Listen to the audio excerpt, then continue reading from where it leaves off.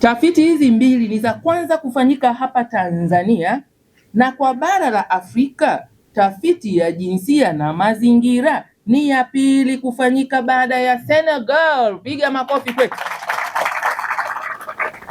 Maana yake nini? Hii inadhihirisha hatua kubwa ya maendeleo ya kiutafiti yanayotekelezwa na serikali ya Tanzania.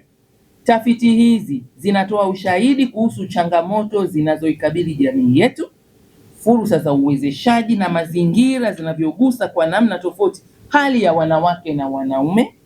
Pia upekee wa tafiti hizi ni kwamba zinatoa uelewa wa nani anayeathiriwa zaidi na kwa nini sasa tunaunda Wizara ya Maendeleo ya Jamii, Jinsia, Wanawake na Makundi Maalum. Kipaumbele kinakuwa kiko wapi zaidi? Jamani, tunaongozwa na tafiti. Kulingana na matokeo ya utafiti wa uwezeshaji wanawake na lishe, tunaanza hadithi hapa, hususan kuhusu haki na uhuru wa wanawake. Nataka kusema hivi, imebainika kuwa ni 26.0% pekee ya wanawake ndio wanaoamini kuwa wanawake wanapaswa kuwa na uhuru wa kufanya maamuzi kuhusu shughuli zao za kiuchumi. Asilimia ngapi? Si majanga. Unayaona majanga? Asilimia hii ni kubwa zaidi Zanzibar. Kule ni 44.9% ikilinganishwa na Tanzania bara 23.0%. Wapongezeko Zanzibar kidogo.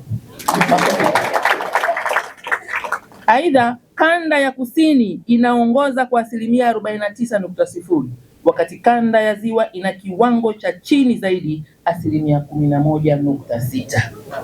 Pamoja na kuwa wanawake wanaonyesha uhuru mkubwa zaidi katika kupanga matumizi ya muda na maamuzi ya afya binafsi, lakini bado wako nyuma katika maamuzi ya matumizi ya fedha ikilinganishwa na wanaume. Hivyo kuna haja ya kuwekeza zaidi katika kuimarisha uwezeshaji wa kiuchumi kwa wanawake, kuongeza elimu ya kifedha na kuondoa vikwazo vya kijamii ili kuwapa nafasi sawa katika matumizi ya kifedha. Mnisikilize tu hapa, mikopo yote Gwajima yeye anaelimisha wanawake tu, wanaume mkopo wetu sisi uko wapi?